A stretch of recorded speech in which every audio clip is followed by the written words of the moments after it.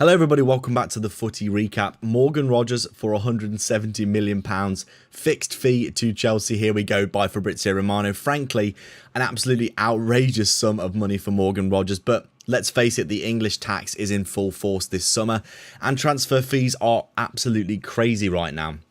Elliot Anderson for £130 million is frankly a massive overpay as well.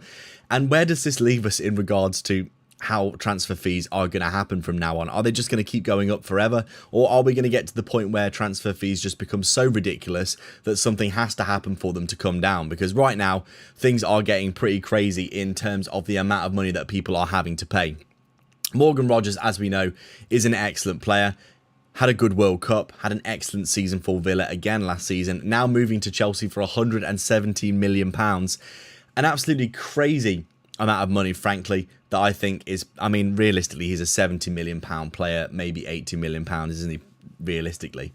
But because of the English tax, like I said, and of course the crazy transfer fees that we are being subject to recently, this does seem like a good deal for both parties, though. I think Chelsea, while they have overpaid, I think they got their man, and he's the kind of player that will improve their team. Meanwhile, I think Villa have done very well with the transfer fee, and it's clear that they've been reinvesting into their squad for another Champions League campaign again. They've already got Manzambi, João Gomez. Looks like they're going to get Estepinian over the line as well, being linked with another midfielder in Paulinho, who could also come in on loan. They've just got Garnacho on loan as well, who's an obligation to buy next year. So they're probably going to get 4 or 5 players in for the same price as Morgan Rogers going out, which in reality you have to say is probably good business in Villa's regard, because ultimately they do need a thicker, fuller squad for next season, because last season they did incredibly well in the Premier League, but they fell off once they got about 3 or 4 midfielder injuries, and it looks like they are trying to add more numbers and more bodies into their team in general.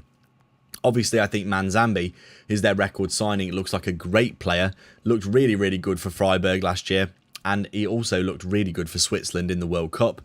Not to mention Garnacho could end up being a shrewd signing since he's only on loan. I personally don't think Garnacho is all that, but you never know. It says Unai Emery really wanted him as well.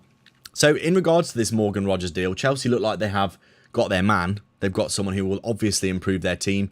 He'll probably start every single game, provide some more threats, some more general good quality play for Chelsea. Chelsea are a weird team. They just seem to buy players and they just all end up looking very average, in a similar way really to Man United have been for the last 10 or 15 years now.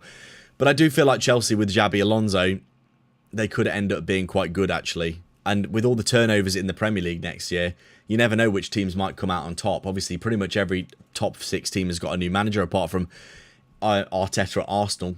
And they may well have a lull after winning the league and, I would say scraping the league with their tactics. They're not going to get away with playing like that again next year, are they?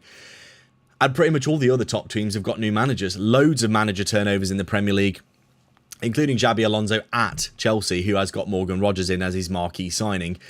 In my opinion, I think, like I said, this is a deal that suits both parties. I think Morgan Rogers drops into their team. He's obviously going to provide a very good threat. He's probably going to be even better in a team with better players around him. Chelsea obviously have a very good squad anyway. Aston Villa, I think he was overachieving in that team, although in fairness to Villa, they have played very well in the past few seasons. I think Emery is an incredible manager, but obviously it's a step up to go to Chelsea. We're going to have to see whether he settles, whether he actually fits into the team, whether Xabi Alonso can get the best out of him.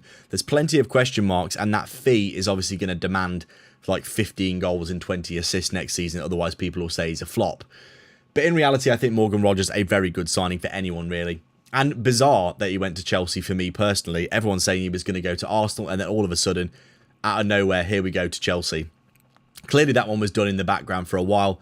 Arsenal thinking that they were just going to get him. And then he said, I went to the biggest club in London, which was Chelsea, which I thought was funny as well.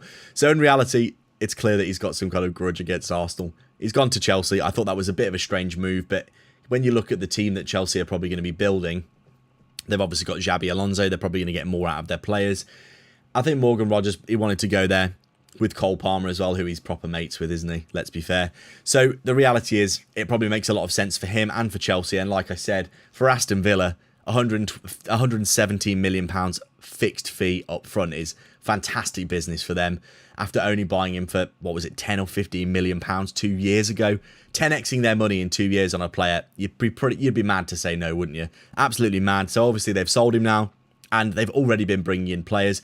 They might get 4 or 5 signings with that money to thicken out their squad. Obviously, they lost Digne as well. They're replacing him with Estepinian by the looks of things. Manzambi looks like a really good signing. He could be the Morgan Rogers replacement. Garnacho being brought in as a winger option. Looking like Gesson hasn't come back to Villa. He's gone somewhere else, I believe. And they brought João Gomes in as a replacement for Tielemans. Paulinho could come in on loan as a replacement for the injured Onana. So the reality is there's quite a few players coming in for Villa there to strengthen their squad. And they are starting to look a little bit stacked, actually, Aston Villa. I feel like they've been there or thereabouts for the past few seasons of being a very, very good team. Obviously, they won the Europa League last season.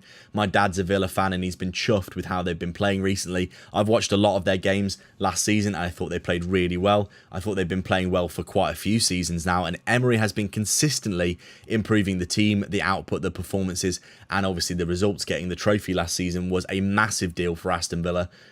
The situation at Villa right now is looking very promising. The future is looking bright and rosy, and they are bringing in lots of new exciting signings.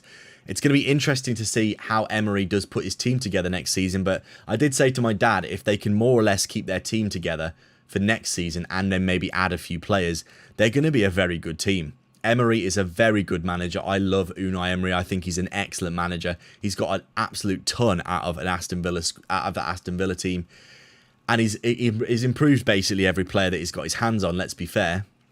As of right now, it looks as though Unai Emery is going into next season with 5, maybe even 6 new signings to work with, strengthening all those key areas of the team. More pace on the wings up front. Manzambi can play left and right wing, as can Garnacho. Manzambi probably more of the Morgan Rogers replacement, in my opinion, kind of a second striker, floating attacker kind of role. Garnacho more of an out-and-out winger. We'll see whether or not he does have an impact, but Unai Emery wanted him, and ultimately Villa have got to trust their manager on the players that he would think would improve his team.